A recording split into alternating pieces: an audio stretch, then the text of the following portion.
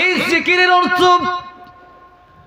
তাফসীরের বড় বড় কিতাব যেগুলো আছে এর ভিতরে একটা তাফসীরের কিতাবের নাম হলো তাফসীরে কাবীর। জবান ছেড়ে দিয়ে বলেন সেই তাফসীরের কিতাবের নাম কি? তাফসীরে কাবীর। এই তাফসীরে কাবীর আল্লামা ফখরুদ্দীন রাজি রাহমাতুল্লাহি আলাইহি জিকিরের অর্থ দিয়েছেন 5টা। জবান ছেড়ে বলেন জিকির শব্দের অর্থ কয়টা? জিকিরের অর্থ হলো 5টা। 1 নম্বর অর্থ আল্লাহ রাব্বুল আলামিন সূরা হিজরের 9 নম্বর আয়াতে বলছেন ইন্না নাহনু নাযালনা যিকরা ওয়া ইন্না লাহু লাহাফিযুন। আল্লাহ রাব্বুল আলামিন বলেন আমি আল্লাহ রাব্বুল আলামিন কোরআন নাযিল করেছি আর এই কোরআনের হেফাজত আমি আল্লাহ রাব্বুল আলামিন করব। জোরে বলেন কোরআন শরীফ নাযিল করেছেন কে? আবার এই কোরআনের হেফাজত করবেন কে? এই দুনিয়াতে বহু মানুষ কোরআন শরীফের পৃষ্ঠাকে আগুন দিয়া জ্বালায়া পোড়ায়া দিয়েছে, কিন্তু বলেন তো কোরআন শরীফ জ্বালায়া পোড়ায়া ছারখার করে দেওয়ার মাধ্যমে কি কোরআন শরীফ বন্ধ করা যাবে নাকি? এই পৃথিবীতে লক্ষ লক্ষ কোটি কোটি হাফেজে কোরআন আছে যাদের সিনায় আল্লাহর কোরআন সংগ্রহ রয়েছে। তার আগে আমার আল্লাহ বলেছেন বাল হুয়া কুরআনুম মাজিদ ফি লাওহিম মাহফুজ। আল্লাহ কোরআন শরীফ সংরক্ষণ করেছেন লৌহে মাহফুজে। জোরে আওয়াজ দিয়ে বলেন কোথায়? লৌহে মাহফুজে। এবার আসেন পৃথিবীতে অসংখ্য গণিত কোরআনের হাফেজ রয়েছে, তাদেরকেও যদি জ্বালায়া দেওয়া হয় পোড়ায়া দেওয়া হয় বলেন তো কোরআন বন্ধ হবে নাকি? যত কোরআনের হাফেজ সাহেব আছে তাদের এই কোরআন তেলাওয়াত মৃত্যুর পরেও থাকবে। কিয়ামতের কঠিন ময়দানে সেই হাফেজ সাহেবদেরকে আল্লাহ রাব্বুল আলামিন বলবেন হাফেজ সাহেবেরা তোমরা কোরআন শরীফের আয়াত তেলাওয়াত করতে থাকো আর জান্নাতের সিঁড়িতে তোমরা চড়তে থাকো।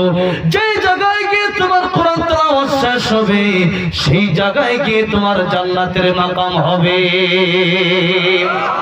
আমার ভাইরা, আমার বন্ধুগণ, আমার মুরব্বী বাবাজিরা, এই কোরআন শরীফ মানুষের দেহ পড়া দিলেও বন্ধ করা যাবে না। অনেক হিন্দুদের নিয়ম হলো তারা তাদের মা বাবা মারা গেলে পরে লাশ আগুনে পোড়ায় দেয়। কথা বলেন ঠিক কিনা? নাস্তাঈনুহু ওয়া নাস্তাগফিরুহু ওয়া নু'মিনু বিহি ওয়া নাতাওয়াক্কালু আলাইহি ওয়া নাউযু বিল্লাহি মিন শুরুরি আনফুসিনা ওয়া মিন সাইয়্যাতি আ'মালিনা। من يهده الله فلا مضل له ومن يضلله فلا هادي له ونشهد أن لا إله إلا الله وحده لا شريك له ونشهد أن سيدنا وسندنا وحبيبنا ومولانا محمدا عبده ورسوله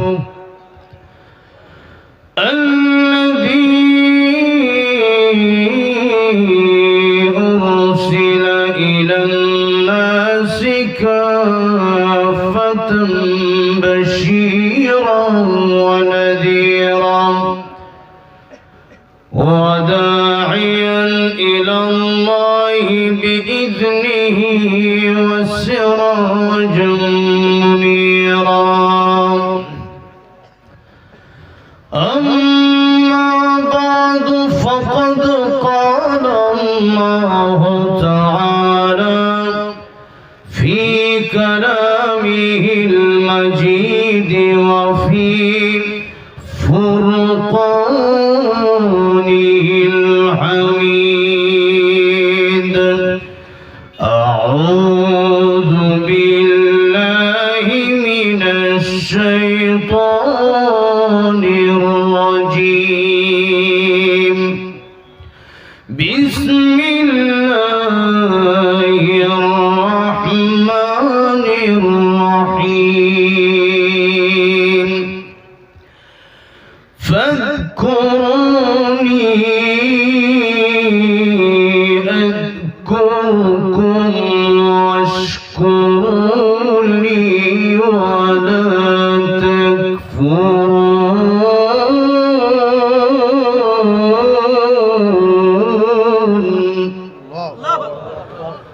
وقال تعالى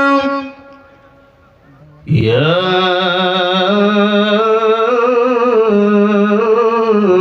أيها الذين آمنوا اذكروا الله ذكرا كثيرا وسبحوه بكرة وأصيلا هو الذي يصلي عليكم وملائكته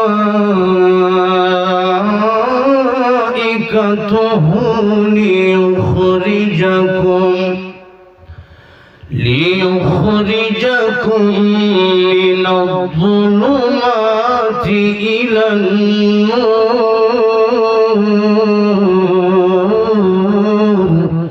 وكان بالمؤمنين رحيما. صدقت يا ربنا. قال النبي صلى الله عليه وسلم اغتنم خمسا قبل خمس شبابك قبل هرمك وصحتك قبل سقمك وغناك قبل فقرك وفراغك قبل شغلك وحياتك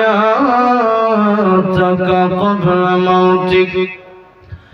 وقال تعالى في شان حبيبه ومحبوبه ومعشوقه مخبرا وآمرا إن الله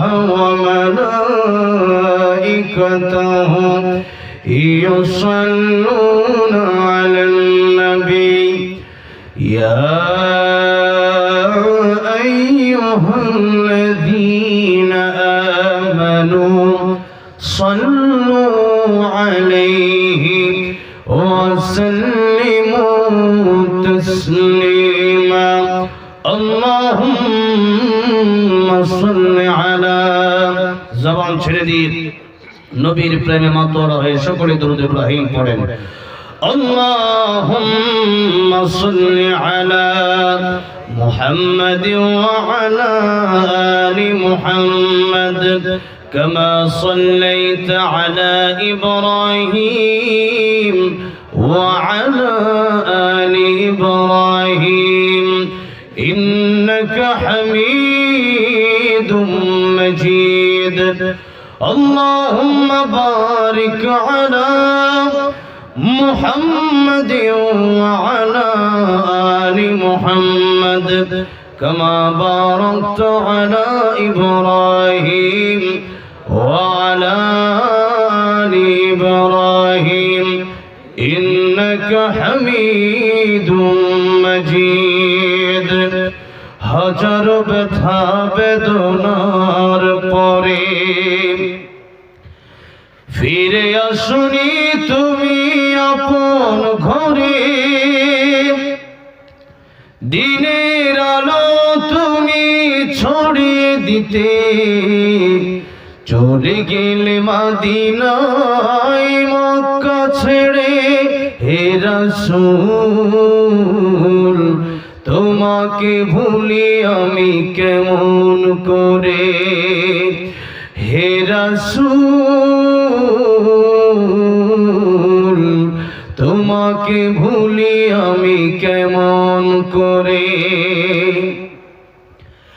খেয়ে না খেয়ে দিন প্রচারের কাজে নিজেকে দিয়েছ বিলিয়ে তাই ফের কাফেরেরা চিনল না এ আলো দুষ্ট ছেলেদের পিছু দিল লিলিয়ে পাথরের আঘাতে ক্ষত বিক্ষত হয়ে সারা শরীর থেকে রক্ত ঝরে হে রাসূল তোমাকে ভুলি আমি কেমন করে হেরার গুহায় তোমারি ধ্যান আসমান থেকে নামে আল কোরআন হেরার গুহায় তোমারি ধ্যান আসমান থেকে নামে আল কোরআন ভাঙলো সবার ভুল তোমারি পরে আসলো কোরআনের ছায়া তলে খালিদ ওমর আলী আবু বকর ইসলামী ঝান্ডা নিল যে তোলে আর আমিন তুমি ছিলে চিরদিন সকল মানুষের তরে হে রাসূল তোমাকে ভুলি আমি কেমন করে আলহামদুলিল্লাহ ইন্ডিয়ার ত্রিপুরা রাজ্যের কয়লা শহরে আজকের এই মাহফিলের শ্রদ্ধাভাজন সম্মানিত সভাপতি বিশেষ অতিথিবৃন্দ উপস্থিত মুআজ্জাজ মুকাররম উলামায়ে কিরাম তালিবুল ইলম ছাত্র ভাইরা প্রাণপ্রিয় যুবক ভাইরা আল্লাহর পেয়ারা মুরব্বী বাবাজিরা পর্দার অন্তরালে বসে আছেন শ্রদ্ধা সম্মানিতা মা ও বোনেরা আল্লাহ পাকের আলিশান দরবারে হৃদয়ের গভীর থেকে শুকর আদায় করছি যে মহান রব্বুল ইজ্জত ওয়াল জালাল আমাদেরকে এই বিশাল আকাশের নিচে এই বিশাল জমিনে থাকার ব্যবস্থা করে দিয়েছেন রিজিকের ব্যবস্থা করেছেন অসংখ্য অগণিত নিয়ামত দিয়ে আমাদেরকে ভরপুর করে দিয়েছেন মুসলমানের ঘরে জন্ম দিয়েছেন নবীদের নবী সাইয়্যিদুল মুরসালিন খাতামুন নবিয়্যিন রাহমাতুল লিল আলামিন মুহাম্মদুর রাসূলুল্লাহ সাল্লাল্লাহু আলাইহি ওয়াসাল্লামের উম্মত আমাদেরকে বানিয়েছেন এবং উম্মতদের মধ্যে নবীজি বলেন আমার উম্মতের মধ্যে দল হবে ৭৩টা এর মধ্যে ৭২ দল হবে জাহান্নামী এক দল হবে জান্নাতি আল্লাহ যারা আজকে জান্নাতের বাগানে এসেছে আপনি সেই জান্নাতি দল হিসাবে আমাদেরকে আপনি কবুল করে জান্নাতুল ফিরদাউসের মালিক বানায় দিন সকলে পড়েন আমিন এবার এই মাহফিলে আগে অনেক মানুষ ছিল এখন নাই এরকম মানুষ আছে না নাই পরকালের বাসিন্দা হয়ে গেছে 1 মিনিটের নাই ভরসা সাঙ্গ হবে রং তামাশা চক্ষু বুঝিলে দম ফুরাইলে মানুষ মরে যেতে বেশি সময় লাগে না 1 মিনিটে মানুষ মরে যেতে পারে 1 সেকেন্ডে মরে যেতে পারে ইদা জাআ আজালুহুম লা ইস্তাখিরুনা সাআতান ওয়া লা ইস্তাকদিমুন মৃত্যুর ঘন্টা যখন ভিজে যাবে তখন মালাকুল মাউত 1 সেকেন্ড আগেও আসবে না, পরেও আসবে না, সময় মতো ঠিক টাইমে মৃত্যুবরণ করতে হবে। যে আল্লাহ রাব্বুল আলামিন আমাদের হায়াত বাড়ি এই মাহফিলে আমাদেরকে বসার তৌফিক দিয়েছেন। এক একটা আয়াত যদি আপনি শেখার চেষ্টা করেন, আজকের এই মাহফিল থেকে নবীজি তার সাহাবী আবু যর রাদিয়াল্লাহু আনহুকে বলেন, আবু যর শোনো, এক একটা আয়াত যদি তুমি শেখার চেষ্টা করো, আল্লাহ তোমার 100 রাকাত নফল নামাজ পড়ার চাইতে বেশি সওয়াব দান করবেন। তাহলে এখানে যারা বসেছেন এদেরকে আল্লাহ ভালোবেসেছেন বিদায় এখানে বসার তৌফিক দিয়েছেন। এই জন্য প্রাণ খুলে হৃদয় উজাড় করে ভালোবাসা শ্রদ্ধা জড়িত কণ্ঠে সে মহান রব্বুল ইজ্জাতুল জালালের দরবারে শুকর আদায় করে সকলেই এক জবানে জবান ছেড়ে দিয়ে আল্লাহর দেয়া জবান দিয়ে আল্লাহর প্রেমে শুকর আদায় করে পড়ছি আলহামদুলিল্লাহ।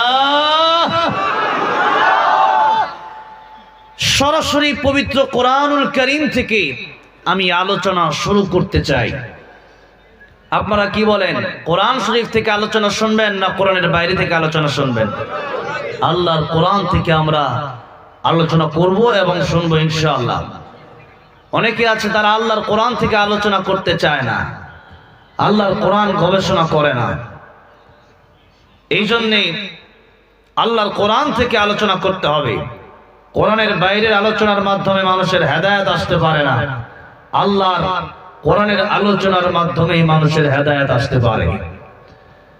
এবার আসুন, পবিত্র কোরআন শরীফের সবচেয়ে বড় সূরা সূরা বাকারা থেকে আমি একখানা আয়াতে কারিমা আপনাদের সামনে তেলাওয়াত করেছি। সূরাতুল আহজাবের 3খানা আয়াতে কারিমা তেলাওয়াত করেছি। রাসূল করিম সাল্লাল্লাহু আলাইহি সাল্লামের জবান থেকে বের হওয়া অসংখ্য অগণিত মুবারক বাণী থেকে একখানা গুরুত্বপূর্ণ মুবারক বাণী সবার জীবন নিয়ে রাসূল বলেছেন, এরকম একটা বাণীও তেলাওয়াত করেছি। আসুন কোরআন এবং সুন্নাহকে সামনে নিয়ে আল্লাহ আমাদের জন্য ইখলাসের সাথে কথা বলার এবং আপনাদেরকে নেক আমলের নিয়তে শোনার তৌফিক দান করেন, পড়েন আমিন। আল্লাহ রাব্বুল আলামিন সূরা বাকারার আয়াতে বলছেন, ফাযকুরুনি আযকুরকুম, ও আমার বান্দারা তোমরা আমি আল্লাহরে স্মরণ করো, যদি তুমি আমি আল্লাহকে স্মরণ করতে পারো, আযকুরকুম আমি আল্লাহও তোমার স্মরণ করব। সুবহানাল্লাহ। এখন আমরা অনেক সময় বলি জিকির, এই জিকিরের কথাটাই আল্লাহ এখানে বলেছেন, ফাযকুরুনি আযকুরকুম, জাল কাফরা জিকির। এই জিকির আল্লাহ বললেন যদি তোমরা করো আমি আল্লাহর নাম নিয়া, তোমরা যদি আমি আল্লাহর জিকির করো, আমি আল্লাহ বান্দার জিকির করব। সুবহানাল্লাহ। এখন আসেন, এরপরে আল্লাহ রাব্বুল আলামিন বললেন, ওয়াশকুরুলি, তোমরা আমার শুকর আদায় করো, ওয়ালা তাকফুরুন, তোমরা নাফরমানি করো না। এই হলো দুইটা বিষয়, একটা হলো জিকির, একটা হলো আল্লাহর শুকর। আরেকটা বিষয় নিয়েও আমি আপনাদের সামনে আজকে কথা বলবো। ওই বিষয়টা এর পরের আয়াতে আল্লাহ বলেছেন, ইয়া আইয়ুহাল্লাযীনা আমানুস্তাঈনু বিস-সাবরি ওয়াস-সালাহ ইন্নাল্লাহা মা'আস সাবিরিন। আল্লাহ বলেছেন, হে ঈমানদারেরা তোমরা ধৈর্য এবং নামাজের মাধ্যমে আমি আল্লাহর কাছে সাহায্য চাও। এই দুইটা জিনিস নিয়েও আমি আজকে কথা বলবো। নামাজ দিয়ে কিছু কথা মাঝখানে আসবে, আর এরপরে আলোচনা হবে ধৈর্য নিয়ে। তাহলে আমরা এতক্ষণের কথায় আমরা বুঝতে পারলাম আলোচনা হবে 4টা বিষয় নিয়ে। খুব মনোযোগের সাথে শুনতে হবে এবং আমলের নিয়তে শুনতে হবে। 1 নম্বর হচ্ছে জিকির। 1 নম্বর কি? জিকির। 2 নম্বর শুকর। 2 নম্বর কি? শুকর। 3 নম্বর বিসবরি, ধৈর্য। 3 নম্বর কি? ধৈর্য। 4 নম্বর as-সালাহ, নামাজ। 4 নম্বর কি? নামাজ। নামাজের কথা মাঝখানে আসবে, মূল আলোচনা হচ্ছে জিকির নিয়ে, আর অবশেষে সময় থাকলে পরে শুকর এবং ধৈর্য নিয়েও আমি কিছু কথা বলার চেষ্টা করব ইনশাআল্লাহ। এবার আসেন আল্লাহ রাব্বুল আলামিন বলেন, ফাযকুরুনি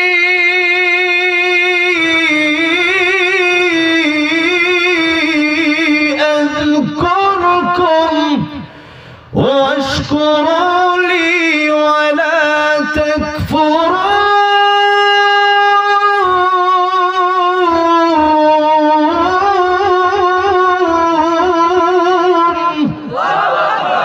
আল্লাহ রাব্বুল আলামিন বললেন, যদি তোমরা আমাকে স্মরণ করো আমি আল্লাহ তোমাদেরকে স্মরণ করব, যদি তোমরা আমি আল্লাহর জিকির করো আমি আল্লাহ তোমাদের জিকির করব।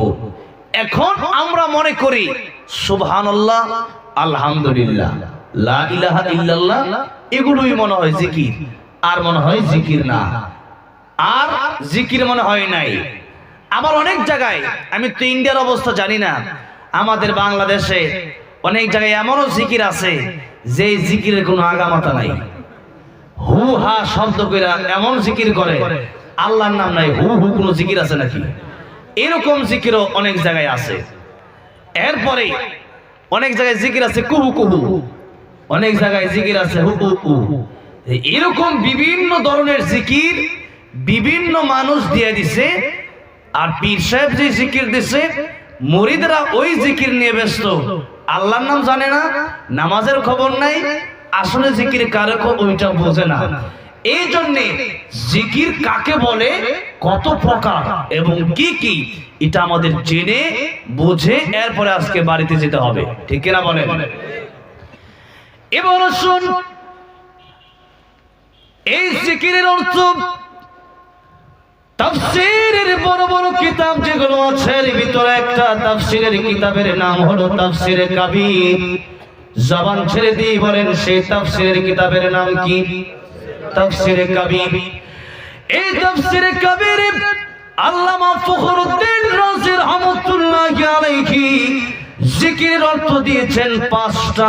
জবান ছেড়ে বলেন জিকির শব্দের অর্থ কয়টা? জিকিরের অর্থ হলো পাঁচটা। এক নম্বর অর্থ আল্লাহ রাব্বুল আলামিন সূরা হিজরের 9 নম্বর আয়াতে বলছেন, ইন্না নাহনু নাযালনা যিকরা ওয়া ইন্না লাহু লাহাফিযুন।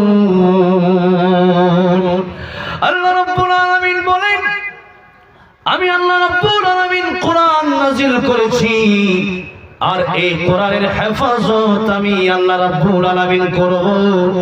জোরে বলেন কোরআন শরীফ নাযিল করেছেন কে? আবার এই কোরআনের হেফাজত করবেন কে? এই দুনিয়াতে বহু মানুষ কোরআন শরীফের পৃষ্ঠাকে আগুন দিয়া জ্বালায়া পোড়ায়া দিয়েছে, কিন্তু বলেন তো কোরআন শরীফ জ্বালায়া পোড়ায়া ছারখার করে দেওয়ার মাধ্যমে কি কোরআন শরীফ বন্ধ করা যাবে নাকি? এই পৃথিবীতে লক্ষ লক্ষ কোটি কোটি হাফেজে কোরআন আছে যাদের সিনায় আল্লাহর কোরআন সংগ্রহ রয়েছে। তার আগে আমার আল্লাহ বলেছেন, বাল হুয়া কুরআনুম মাজিদ ফি লাওহিম মাহফুজ। আল্লাহ কোরআন শরীফ সংরক্ষণ করেছেন লৌহে মাহফুজে। জোরে আওয়াজ দিয়ে বলেন কোথায়? লৌহে মাহফুজে। এবার আসেন পৃথিবীতে অসংখ্য গণিত কোরআনের হাফেজ রয়েছে, তাদেরকেও যদি জ্বালায়া দেওয়া হয়, পোড়ায়া দেওয়া হয়, বলেন তো কোরআন বন্ধ হবে নাকি? যত কোরআনের হাফেজ সাহেব আছে তাদের এই কোরআন তেলাওয়াত মৃত্যুর পরেও থাকবে। কিয়ামতের কঠিন ময়দানে সেই হাফেজ সাহেবদেরকে আল্লাহ রাব্বুল আলামিন বলবেন, হাফেজ সাহেবেরা তোমরা কোরআন শরীফের আয়াত তেলাওয়াত করতে থাকো, আর জান্নাতের সিঁড়িতে তোমরা চড়তে থাকো। যে জায়গায় গিয়ে তোমার কোরআন তেলাওয়াত শেষ হবে সেই জায়গায় গিয়ে তোমার জান্নাতের মাকাম হবে। আমার ভাইরা, আমার বন্ধুগণ, আমার মুরব্বী বাবাজিরা, এই কোরআন শরীফ মানুষের দেহ পড়ায় দিলেও বন্ধ করা যাবে না। অনেক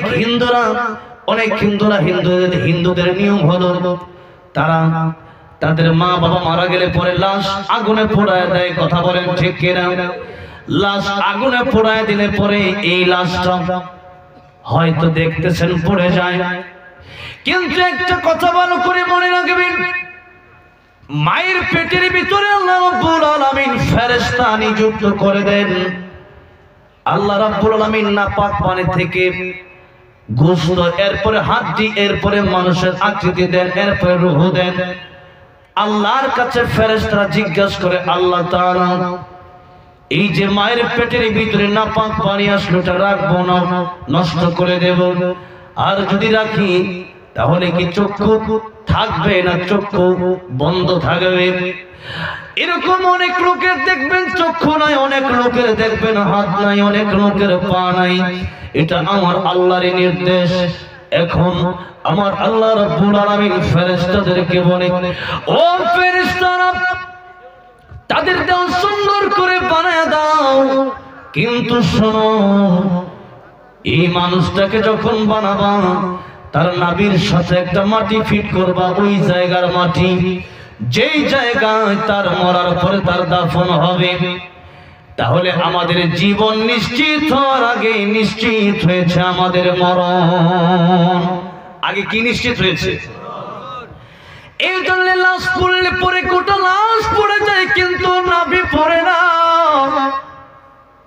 সাগরের তলদেশে মানুষ ডুবে গেলে পড়ে মানুষ পচে গলে যায়, কিন্তু মানুষের নাভিটা পচে যায় না। বাঘে অনেক সময় মানুষকে ফেলে, সাপে অনেক সময় মানুষকে ফেলে। সাপে পুরো দেহটা হজম করতে পারলেও, বাঘ মানুষের দেহ হজম করতে পারলেও নাভিটা হজম করতে পারে না। এই নাভি যেই জায়গায় গিয়ে থামবে, যেই মাটির সাথে গিয়ে লাগবে, ওই মাটি থেকেই তার জন্য মাটি আনা হয়েছিল তার দেহ গঠনের জন্য। আমার ভাইরা, আমার মুরব্বী বাবাজিরা, এই তো একটা দেহ, এই দেহ খাবে পোকের সম্পদ, খাবে লোকে, এগুলো আসল না। আসল হলো আমাদের ভিতরের ইঞ্জিন, আসল হলো আমাদের ভিতরের কলব, আসল হলো আমাদের ভিতরের রূহ। ঠিক কিনা? কিয়ামতের কঠিন ময়দানে আল্লাহ রাব্বুল আলামিন বলেন, ইয়াউমা লা ইয়ানফাউ মালুন ওয়ালা বানুন ইল্লা মান আতাল্লাহা বিকলবিন সালিম। বান্দারে, তোমার মাল, তোমার সম্পদ, তোমার সন্তানাদি কোনো কিছু আমার কাছে কাজে আসবে না। কাজে আসবে তোমার সুন্দর একটা কলম, তোমার পছন্দ মনটাই আমি আল্লাহর কাছে কিয়ামতের ময়দানে কাজে আসবে। এই জন্য মনটা ভালো হওয়া দরকার। আত্মা যদি ভালো না হয়, এই দেহ দিয়া কোনো লাভ নাই। দেহ পুরাই দেওয়া যায়, কিন্তু যখন জান কবজ করে তখন সে হয়তো ইল্লিনে যায় না, তো সিজ্জিনে চলে যায়। এই জন্য এই রূহের ভিতরে আল্লাহ কোরআন শরীফ সংরক্ষণ করে রাখেন। এই জন্য আল্লাহর কোরআন যদি পৃথিবীর মানুষ পড়ায় দেয়, এবং কি হাফেজ সাহেবদের বডিও যদি পৃথিবীর মানুষ পড়ায় দেয়, আল্লাহর কোরআনের ধ্বংস পৃথিবীতে কোনোদিন হতে পারে? এই জন্য আমাদের বাংলাদেশের একজন হিন্দু শিল্পী, তার নাম নকুল কুমার বিশ্বাস, সে গান লেখছে, যদি আগুন লেগে, যদি আগুন লেগে ধ্বংস হয়ে যায়, ধ্বংস হয়ে যায়, যদি আগুন লেগে ধ্বংস হয় পৃথিবীর সব বইয়ের দোকান, বিশ্ব থেকে হারাবে না পবিত্র কোরআন। কথা ঠিক না বেঠিক? যদি আগুন লেগে ধ্বংস হয় পৃথিবীর সব বইয়ের দোকান, বিশ্ব থেকে হারাবে না পবিত্র কোরআন, বিশ্ব থেকে হারাবে না পবিত্র কোরআন। করবে কেমন করে কোরআন ধ্বংস? আগুনের তেজ করবে কেমন করে কোরআন ধ্বংস আগুনের অতীত আছে বিশ্ব বড় গণিত কোরআনে হাফেজ তারা বর ছাপি আসমানি গ্রন্থ তারা বর ছাপি আসমানি গ্রন্থ বাঁচাবে কোরআনের সম্মান বিশ্ব থেকে হারাবে না পবিত্র কোরআন বিশ্ব থেকে হারাবে না পবিত্র কোরআন কথা বলেন ঠিক না রে ঠিক আমার ভাইরা আমার মুরব্বি ওয়াজিরাম তাহলে আল্লাহ রাব্বুল আলামিন বলেন এই কোরআন আমি আল্লাহ নাযিল করেছি হেফাজত করব আমি আল্লাহ এবার আসেন ব্যাখ্যা রূপে আমি আপনাদেরকে আলোচনা শোনাচ্ছি আল্লাহ রাব্বুল আলামিন যে বললেন সূরা হিজরের 9 নম্বর আয়াত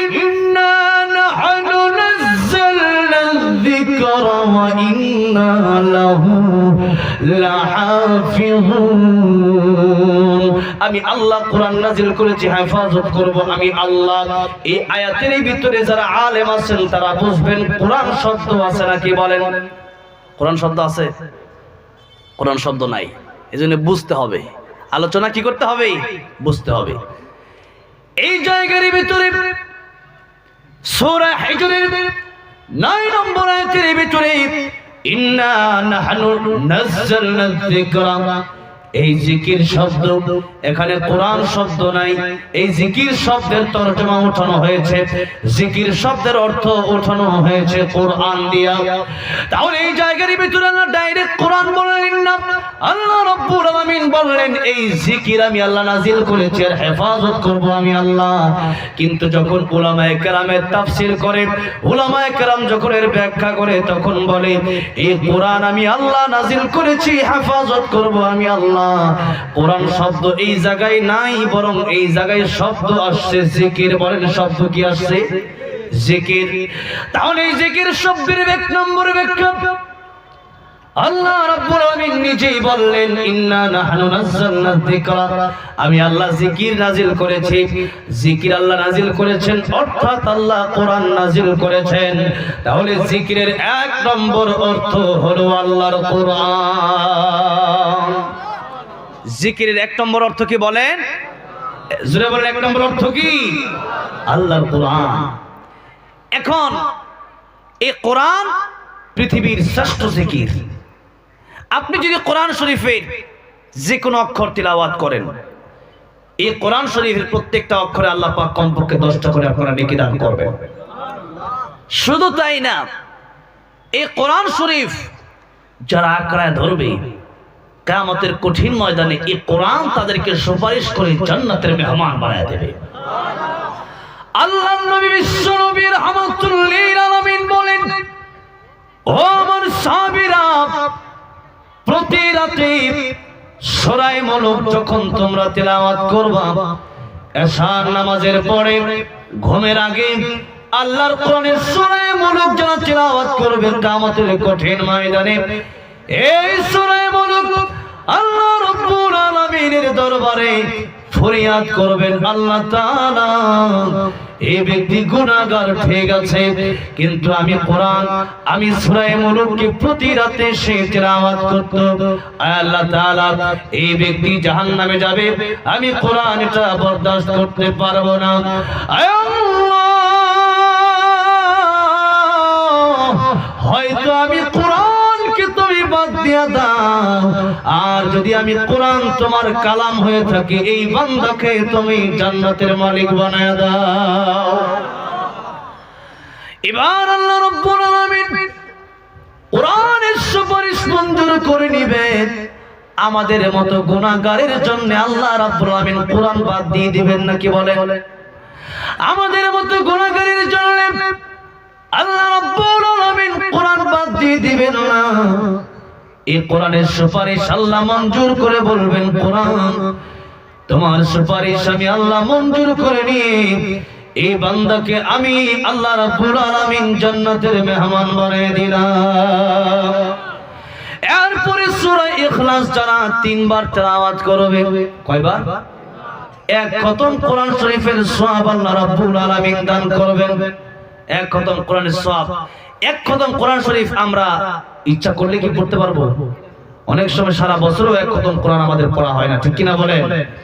তাহলে এক খতম কোরআনের জন্য 3 বার সূরা ইখলাস পড়তে সময় বেশি লাগে না, 1 মিনিট লাগে। তাহলে এখানে কমপক্ষে এক খতম কোরআন শরীফ নিয়ে আমরা বাড়িতে যেতে রাজি আছি না নাই? সবাই পড়েন বিসমিল্লাহির রহমানির রহিম। قل هو الله أحد الله الصمد لم يلد ولم يولد ولم يكن له كفوا أحد। 10 পড়া হয়েছে, আবার পড়েন বিসমিল্লাহির রহমানির রহিম। قل هو الله أحد الله الصمد لم يلد ولم يولد ولم يكن له كفوا أحد। 20 পড়া, আবার পড়েন বিসমিল্লাহির রহমানির রহিম। قل هو الله أحد الله الصمد لم يلد ولم يولد ولم يكن له كفوا أحد। যারা করে সূরা ইখলাস তেলাওয়াত করেছেন 3 বার, আল্লাহ রাব্বুল আলামিন প্রত্যেককে এক খতম কোরআন শরীফের সওয়াব দান করে দিয়েছেন। এক খতম কোরআন শরীফের সওয়াব আল্লাহ তাআলা দান করেছেন।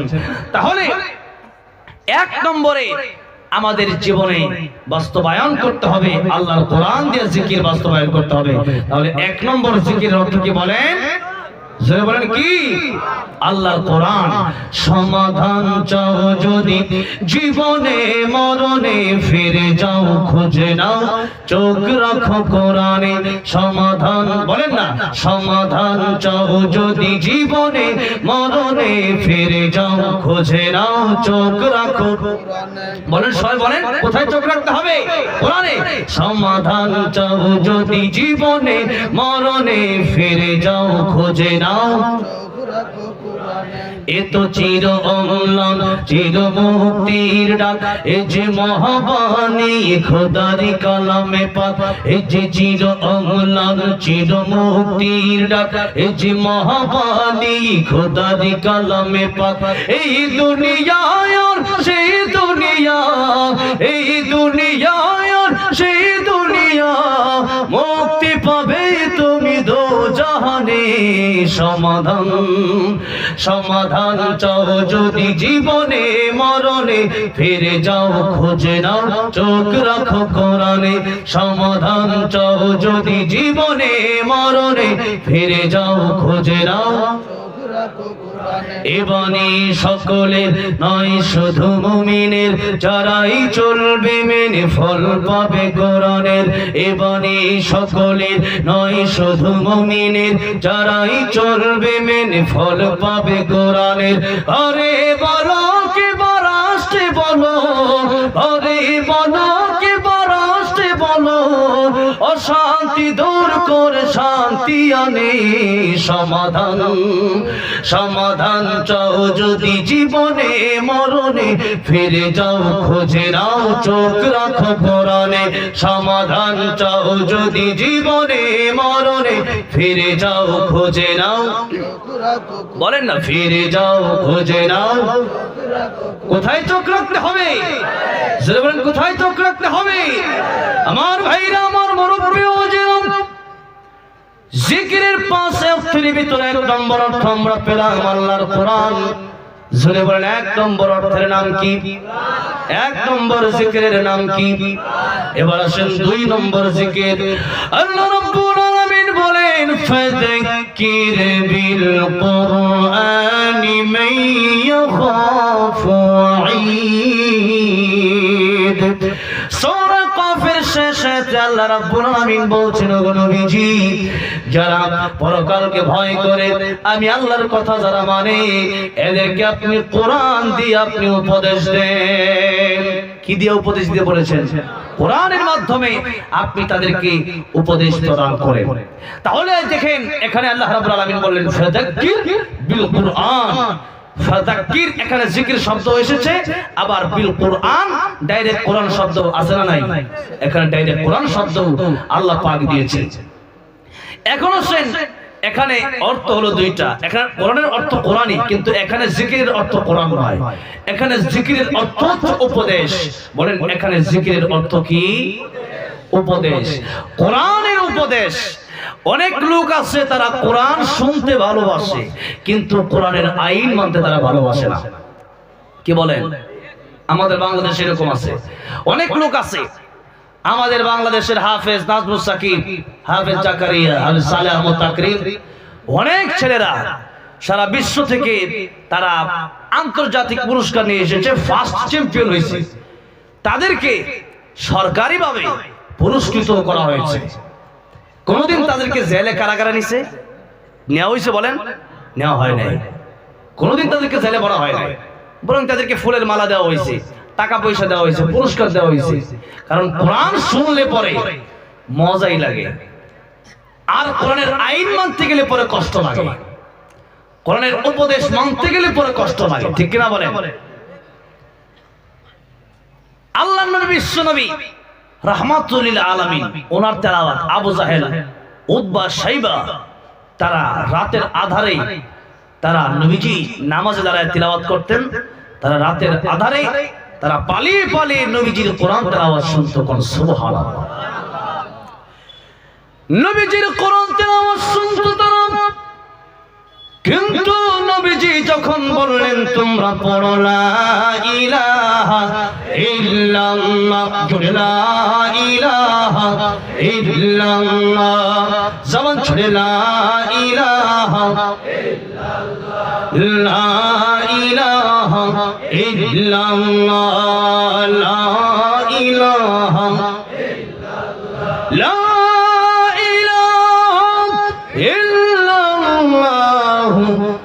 মুহাম্মাদুর রাসূলুল্লাহ সাল্লাল্লাহু আলাইহি ওয়াসাল্লাম। এই কথা বলার সাথে সাথে আবু লাহাব হাতে পাথর নিয়ে দাঁড়ায় গেছে।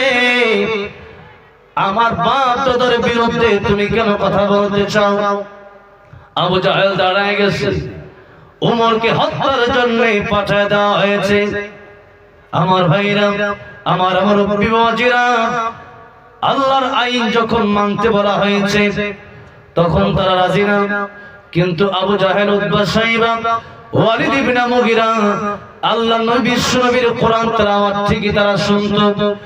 আজকেও এমন বহু নেতা পাওয়া যাবে, বহু লোক পাওয়া যাবে যারা আল্লাহর কোরআনের তেলাওয়াত শুনতে বড় ভালোবাসে, কিন্তু হক কথা স্টেজে বললে পরে আজীবনের জন্য কারাগারে বন্দী করে দেয়। শুধু আমার বাংলাদেশের কথা বলছি না, বর্তমানে সৌদি আরবেও এই অবস্থা। অনেক ইমাম সাহেব, খতিব সাহেবরা হক কথা বলতে পারে না। আপনি চিন্তা করে দেখেন ইসলাম কোথায় গিয়ে দাঁড়িয়েছে। আল্লামা সাঈদীকে আমাদের বাংলাদেশে 13 বছর কারাগারে রাখা হয়েছে, জেলেই তার মরণ হয়েছে।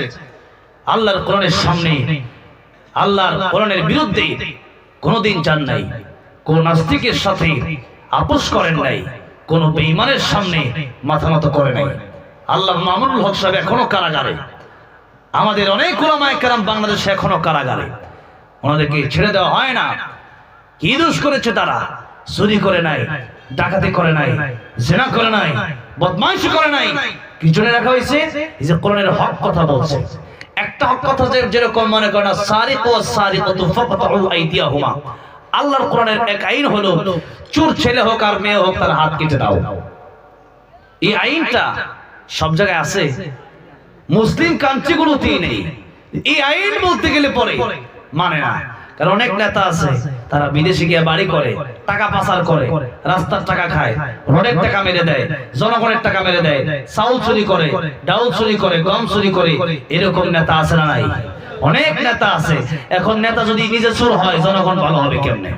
ঠিক কিনা বলেন? নেতার আগে ভালো হতে হবে। ইয়াউমা নাদউ কুল্লু উনাসিন বিইমামিহিম, আল্লাহ কিয়ামতের ময়দানে নেতা সহ আপনারা ডাক দিবেন, নেতা সহ। কারণ আমাদের নেতা হচ্ছেন বিশ্ব নবীর রাহমাতুল লিল আলামিন মুহাম্মদুর রাসূলুল্লাহ সাল্লাল্লাহু আলাইহি সাল্লাম।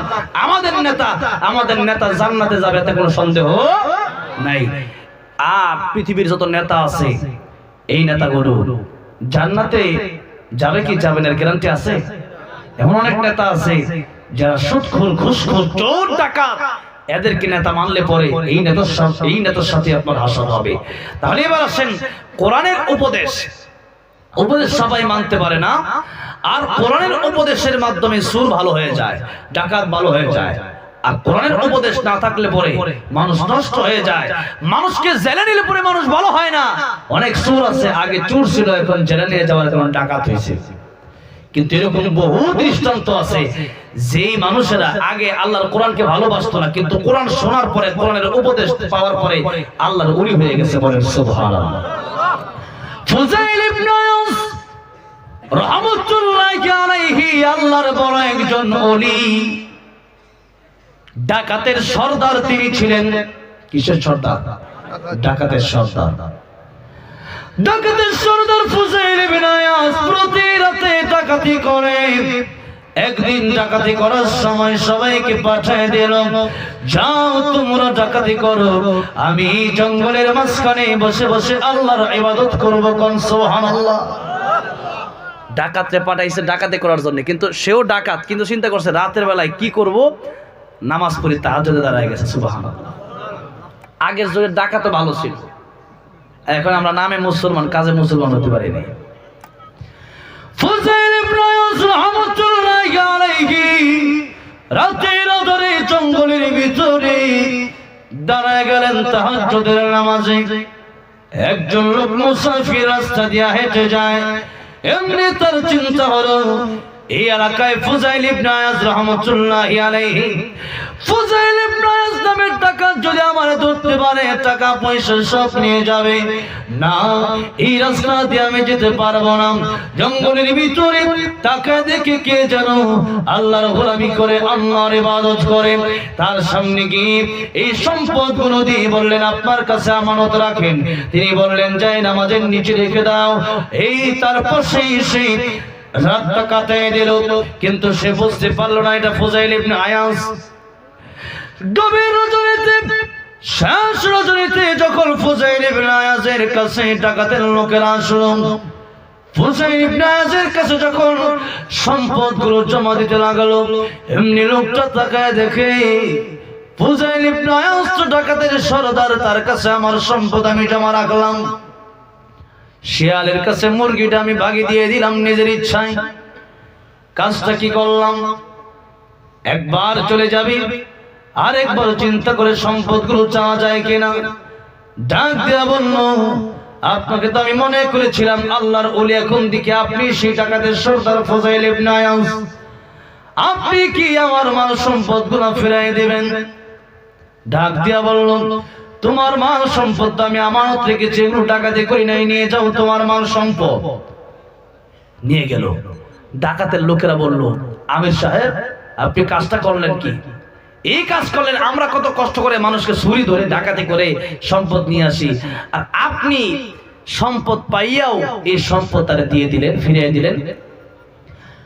ফুজাইল ইবনে ইয়াস রাহমাতুল্লাহি আলাইহি ডাক দেয়া বলছেন, ডাকাতেরা শোনো, আমার পরনে ছিল নবীজির সুন্নতি লেবাস, আল্লাহর ওলির ভাব আমি ধরেছি, আসলে আমি আল্লাহর ওলি নই, আমি তো আসলে ডাকাতের লিডার।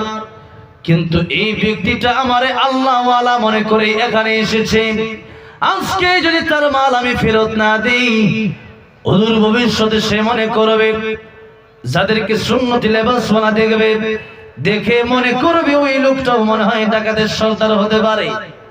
এই জন্য তার মালগুলো আমি তার ফিরিয়ে দিয়েছি, যাতে করে নবীর সুন্নত অপমান না হয়। কোন সুবহানাল্লাহ। সর্বশেষ গভীর রজনীতে, শেষ রজনীতে বাড়িতে যাবে। বাড়িতে যাওয়ার সময় এক ঘর থেকে কোরআনের তেলাওয়াত ভেসে আসছে। কারি সাহেব কোরআন শরীফের ওই আয়াতটা তেলাওয়াত করতেছে। কোন আয়াত?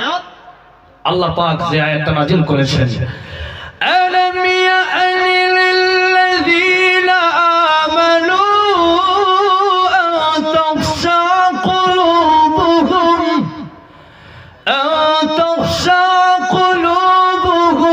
লিযিকরিল্লাহ।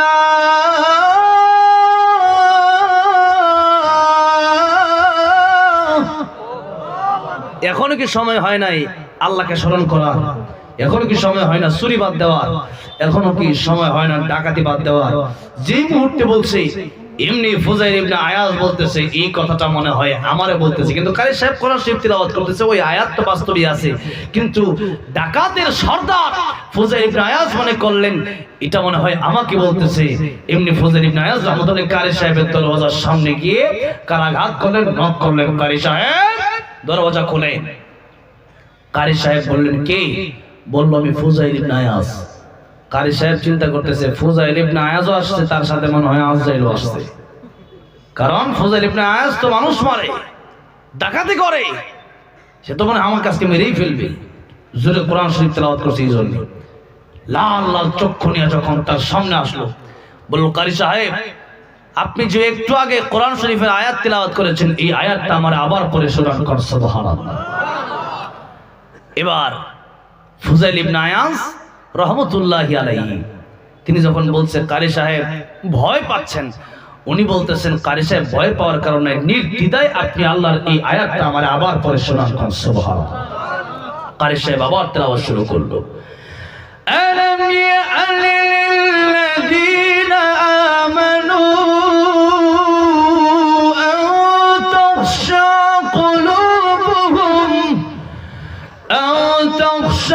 কুলুবুহুম লিযিকরিল্লাহ।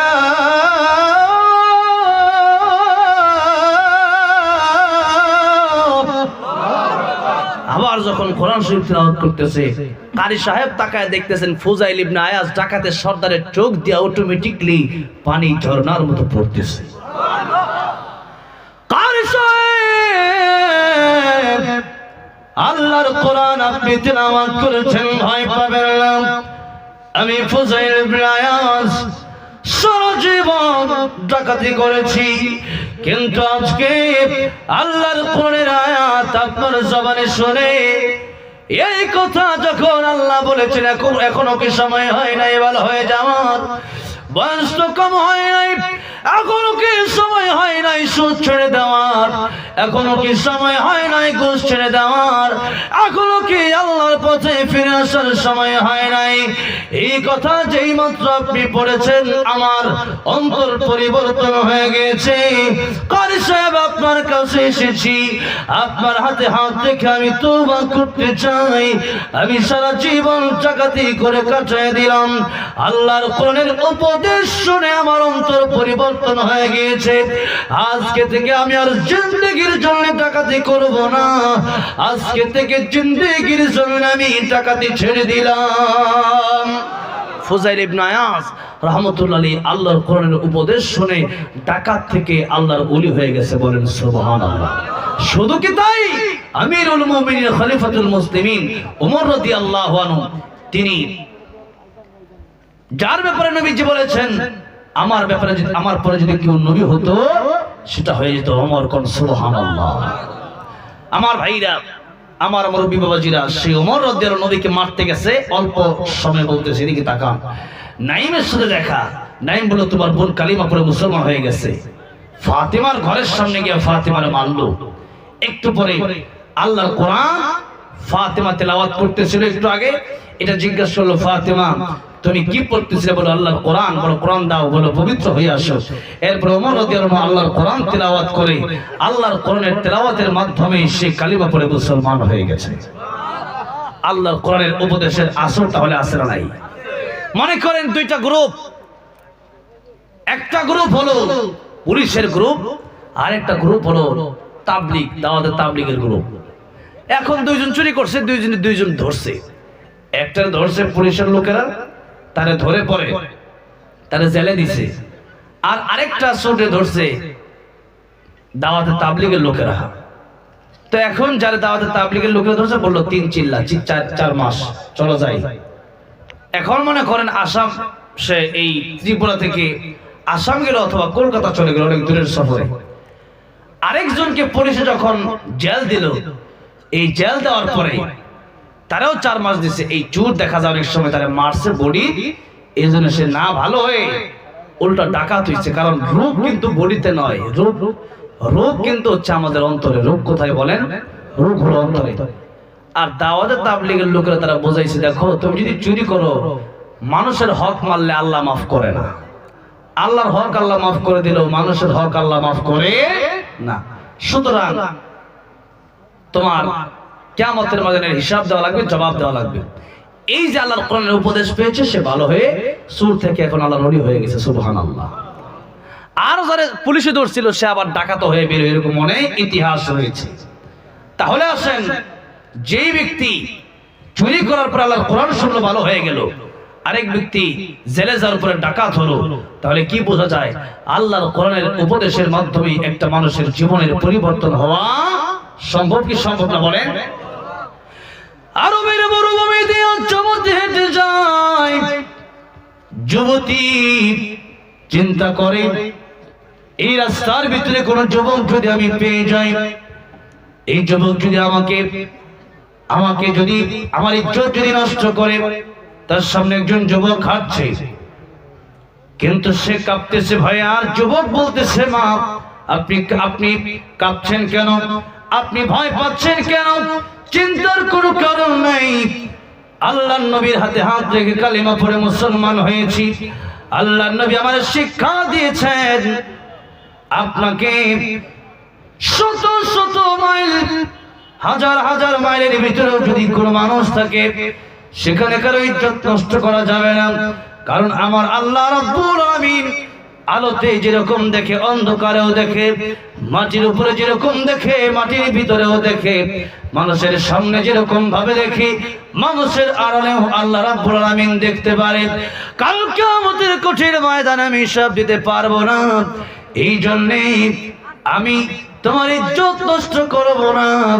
আমার নবী আমার কোরআন আমার শিখিয়েছেন মানুষের ইজ্জত নষ্ট করা যাবে না। আমি আগে খারাপ ছিলাম, এখন আমি আল্লাহর কোরআন শুনে ভালো হয়ে গিয়েছি। আল্লাহর কোরআন শুনে পড়ে সে ভালো হয়ে গেছে। সে আগে জিনা করতো, এখন জিনা করে না। আগে বিপর্দায় ছিল, এখন বিপর্দায় থাকে না। তাহলে 2 নম্বর জিকিরের অর্থ হলো কোরআনের উপদেশ। বলেন 2 নম্বর জিকিরের অর্থ কি? কোরআনের উপদেশ। আপনাদের কষ্ট হচ্ছে মনে হয়। আসলে ইন্ডিয়াতে আমি আলোচনা করে অভ্যস্ত খুবই কম, এরপরেও আলোচনা করতেছি, অনেকেই উঠোউঠি করতেছে, অনেকেই আসতেছে। এখন এই এলাকায় তো আমি এই জীবন প্রথম আসলাম, কোনোদিন আসি নাই। এলাকায় কিভাবে ওয়াজ করলে যে মানুষ থাকবে বা খুশি খুশি তো আমি বুঝি না। ওয়াজের একটা লেভেল থাকলে এটা ঘুরে যাচ্ছে, মানে ওয়াজ যে করবো ওয়াজের সিস্টেমই পাচ্ছি না। উঠা উঠি কিরকম যেন একটা অবস্থা, মাইকের সাউন্ডটা একটু পারলে একটু বাড়ান। তো হচ্ছে 2 নম্বর জিকিরের অর্থ হচ্ছে উপদেশ, কোরআনের উপদেশ। বলেন 2 নম্বর জিকিরের অর্থ কি? উপদেশ। 3 নম্বর কোরআনের অর্থ আল্লাহ রাব্বুল আলামিন সূরা জুমায় বলেছেন। আল্লাহ রাব্বুল আলামিন বলেন, ইয়া আইয়ুহাল্লাযীনা আমানু ইযা নুদিয়া লিস-সালাতি মিন ইয়াউমিল জুমআতি ফাসআউ ইলা যিকরিল্লাহি ওয়া যারুল বাই' যালিকুম খায়রুল লাকুম ইন কুনতুম তা'লামুন। হে ইমানদারেরা, তোমাদেরকে যখন শুক্রবারে জুমার দিনে নামাজের জন্য ডাকা হয়, ফাসআউ ইলা যিকরিল্লাহ, তখন তোমরা আল্লাহর জিকিরের দিকে ধাবিত হও, অর্থাৎ তোমরা নামাজের দিকে ধাবিত হও, তোমরা মসজিদে যাও। তাহলে এখানে জিকিরের অর্থ আমরা 3 নম্বরে পেলাম, নামাজ। 3 নম্বরে জিকিরের অর্থ কি বলেন? 3 নম্বরে জিকিরের অর্থ হলো নামাজ। এই নামাজের ব্যাপারে নবীজি জীবনের সর্বশেষ কথা বলে গেছেন, as-সালাত, as-সালাত। কি বলেছেন? as-সালাত, নামাজ, নামাজ, নামাজ তোমরা ছেড়ে দিও না। আজকে আমরা নামাজ ছেড়ে দিয়েছি, যার কারণে আমাদের জীবনে শান্তি নাই, জীবনে আমাদের অশ্লীল কাজের অভাব নাই। নামাজ আমাদের জীবনকে পরিবর্তন করতে পারে। তাহলে 3 নম্বর জিকিরের অর্থ হলো নামাজ। বলেন 3 নম্বর জিকিরের অর্থ কি? নামাজ। এই নামাজের ব্যাপারে আল্লাহ রাব্বুল আলামিন কোরআন শরীফের ভিতরে বহু জায়গায় বলেছেন নামাজ কায়েম করার জন্য। এই নামাজ কায়েমের ব্যাপারে আল্লাহ তাআলা এত তাকিদ দিয়েছেন, কোন মানুষ যদি মুসলমান হয়, ঈমান আনে, সেই ব্যক্তি ঈমান আনার পরে প্রথম কাজটাই হলো তার নামাজ। প্রথম কাজটাই কি বলেন? নামাজ। ঈমান এনেছেন আপনি, জোহরের পরে আসরের আযান দিয়েছে আপনার জন্য, তখন প্রথম ফরজ কাজটাই হলো নামাজ। প্রথম ফরজ কাজ কি? নামাজ। এই নামাজের ব্যাপারে আমরা উদাসীন হয়ে গেছি। নামাজ অনেকেই পড়ি, অনেকেই পড়ি না। আর যারা নামাজ পড়ি তারাও খুশুর সাথে একাগ্র চিত্তের সাথে আমরা নামাজ পড়ি না। এই জন্য খুশুর সাথে নামাজ আদায় করতে হবে। নামাজের ভিতরে ধ্যান থাকতে হবে, খেয়াল থাকতে হবে। আর নামাজের ভিতরে কোরআন শরীফ সহি শুদ্ধ করে আমাদের তিলাওয়াত করতে হবে। আর নামাজের ভিতরে এমন ভাবে নামাজ পড়তে হবে আল্লাহ রাব্বুল আলামিন আমাদেরকে দেখতেছেন, আমিও আল্লাহরে দেখতেছি। আর যদি আপনি আল্লাহরে দেখতেও না পান, এতটুকু চিন্তা করতে হবে আল্লাহ রাব্বুল আলামিন ঠিকই কিন্তু আপনারা দেখতেছেন। আল্লাহ কিন্তু ঠিকই আপনারা দেখতেছেন। আপনার নামাজটা আপনি কিভাবে পড়তেছেন? নামাজ পড়তেছেন, নামাজের ভিতরে দোকানের হিসাব, বাড়ির হিসাব, গাড়ির হিসাব, সমস্ত হিসাব নামাজের ভিতরে করে ফেলেছেন। এই জন্য ইন্নাস সালাতা তানহা আনিল ফাহশাই ওয়াল মুনকার, নামাজ মানুষকে অশ্লীল কাজ থেকে বিরত রাখে। কিন্তু এই নামাজ আজকে আমাদেরকে অশ্লীল কাজ থেকে বিরত রাখে না। কেন রাখে না? আমরা আসলে প্রকৃত যে নামাজ, সেই নামাজ আমরা পড়তে পারছি না। ঠিক কিনা বলেন? তাহলে আল্লাহর কোরআনের এই জিকিরের মাধ্যমে আমরা বুঝলাম 3 নম্বরে জিকিরের অর্থ হলো নামাজ। বলেন 3 নম্বরে জিকিরের অর্থ কি বলেন? নামাজ। এবার শুনুন আল্লাহ রাব্বুল আলামিন জিকিরের 4 নম্বর অর্থ বললেন। আল্লাহ রাব্বুল আলামিন বললেন জিকিরের 4 নম্বর অর্থ হলো আল্লাহর আইন। যারা বলেন কি? আল্লাহর আইন। আল্লাহ রাব্বুল আলামিন বলেন ومن أعرض عن ذكري فإن له معيشة ضنكا ونحشره يوم القيامة أعمى। যে ব্যক্তি আমার আইন, আমার উপদেশ থেকে মুখ ফিরিয়ে নেবে, আমি আল্লাহ রাব্বুল আলামিন তার জীবনকে সংকটময় করে দেব, বড় সংকটময়। আর কিয়ামতের কঠিন ময়দানে আমি আল্লাহ রাব্বুল আলামিন তার অন্ধ বানায় ওঠাবো। যারা আল্লাহর আইন মানবে না, এখানে এই জিকির ওমান আলাদা আন যিকরি, এই জিকিরের অর্থ হলো আল্লাহর আইন, আল্লাহর বিধান। এই জিকির অর্থ কি বলেন? আল্লাহর আইন, আল্লাহর বিধান, আল্লাহর হুকুম। এই আল্লাহর হুকুম যারা মানবে না, আল্লাহ পাক বলছেন দুনিয়াতে তাদের জীবন হবে বড় সংকটময়। টাকার অভাব, খাবারের অভাব তাদের থাকবে। এই জন্য যদি আপনি চান আপনার রিজকে বরকত হোক, আপনি যদি চান আপনার টাকা পয়সায় বরকত হয়, আল্লাহর কোরআনের, আল্লাহর আইনের বাইরে আপনি যেতে পারবেন না। এবার আসেন আল্লাহ রাব্বুল আলামিন বললেন এই কোরআন আমার আইন যারা মানবে না, কিয়ামতের ময়দানে আমি আল্লাহ রাব্বুল আলামিন তাদেরকে অন্ধ বানায় ওঠাবো। দুনিয়াতে চক্ষু দিছে, কোরআন দেখা নাই, কান দিছে শুনে নাই, কলব দিছে বুঝে নাই। আল্লাহ বলেন উলাইকা কাল আনআমি বাল হুম আদাল, তারা চতুষ্পদ জন্তুর চাইতে আরো বেশি নিকৃষ্ট। এই জন্য আল্লাহ রাব্বুল আলামিন কিয়ামতের ময়দানে চক্ষু রাখবে না, চক্ষু অন্ধ বানায়া পরে উঠাবেন কিয়ামতের ময়দানে। তাহলে আসেন 4 নম্বরে আমরা জিকিরের অর্থ পেলাম আল্লাহর আইন। 4 নম্বরে জিকিরের অর্থ কি পেলাম বলেন? আল্লাহর আইন। আল্লাহ রাব্বুল আলামিন আল্লাহর আইন আপনার জীবনে বাস্তবায়ন করবেন। কিভাবে বাস্তবায়ন করবেন?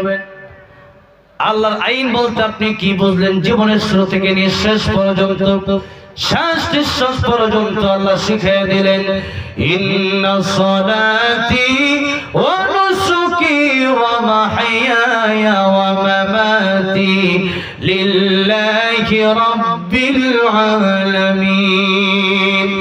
ও নবীজি কুল, আপনি বলেন বলেন ইন্না সালাতি, নিশ্চয় আমার নামাজ, ওয়া নুসুকি, আমার কুরবানি, আমার হায়াত, আমার মওত সব হবে আল্লাহ রাব্বুল আলামিনের জন্য। সব কার জন্য হবে? আল্লাহর জন্য হবে।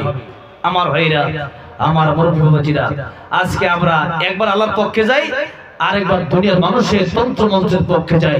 এই জন্য আমাদের থাকতে হবে একমাত্র আল্লাহর পক্ষে। যদি বলেন কার পক্ষে থাকতে হবে? আল্লাহর পক্ষে।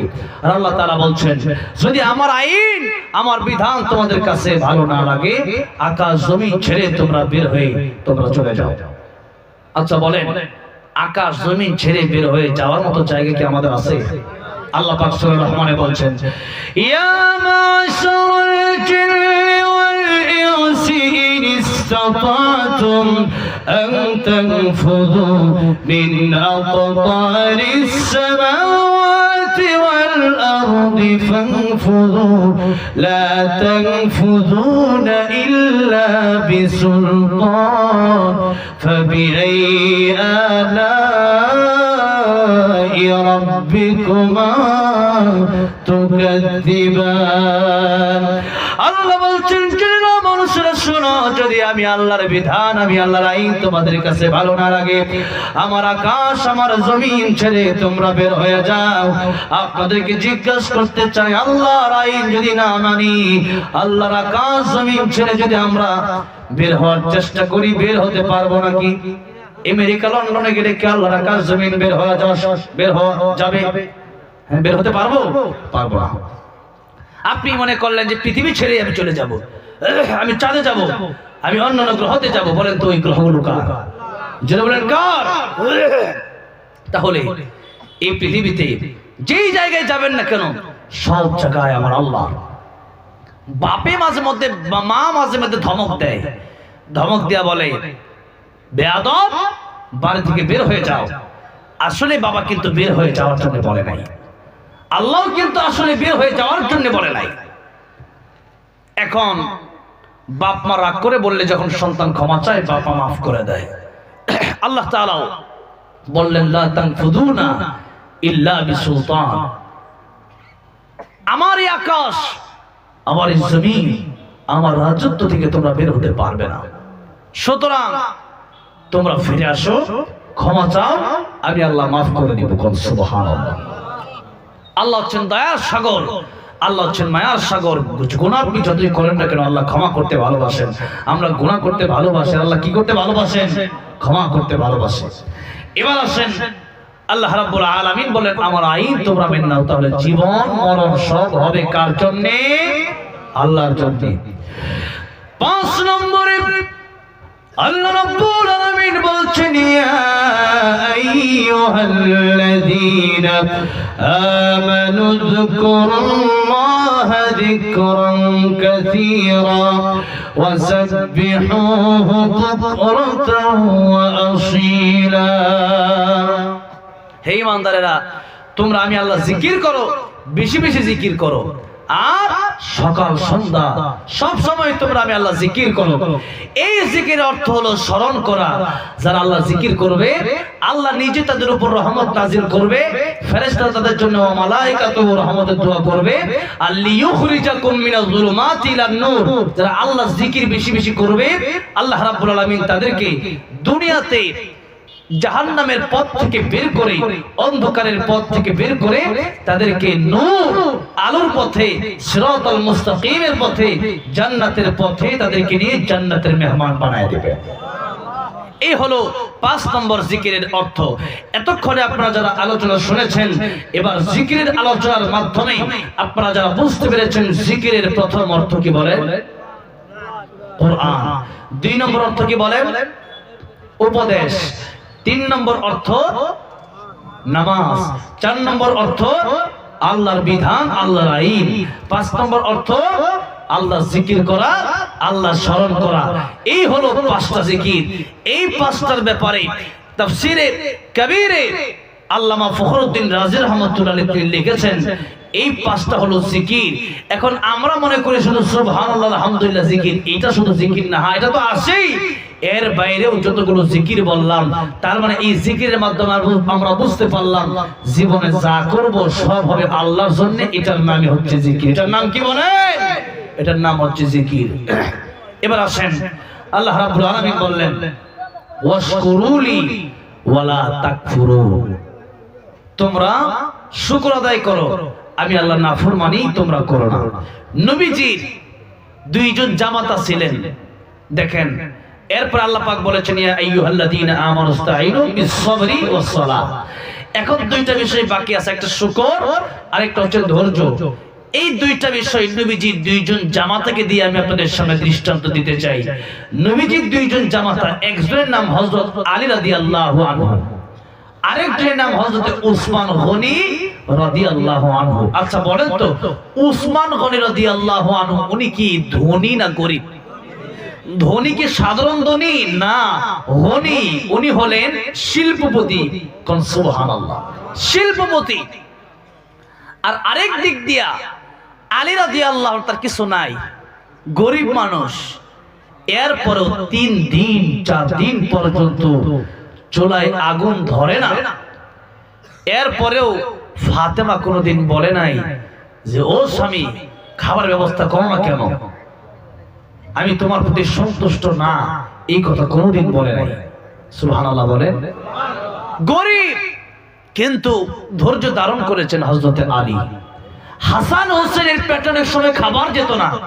জান্নাতের সর্দার হবে যারা, জান্নাতের সর্দারনি ফাতেমা, তিনি জান্নাতে যাবেন। দেখেন উনি বিশেষ করে 2টা কারণে জান্নাতের সর্দারনি হবেন। কয়টা? 1 নম্বর কারণ হলো তিনি কোনদিন স্বামীর অবাধ্য হন নাই, স্বামীর কষ্ট দেন নাই। 2 নম্বরে তিনি এমন পর্দায় করেছেন, তিনি স্বামীকে বলেছেন আমার মৃত্যুর পরে আমার কাফনের কাপড়ের উপর দিয়ে আরেকটা কাপড় দিবেন, যাতে করে মানুষ আমি ফাতিমা কতটুকু মোটা কতটুকু লম্বা এটা যেন দেখতে না পারে। রাতের আধারে আমার দাফন করবেন, যাতে করে মানুষ আমার লাশ দেখতে না পারে।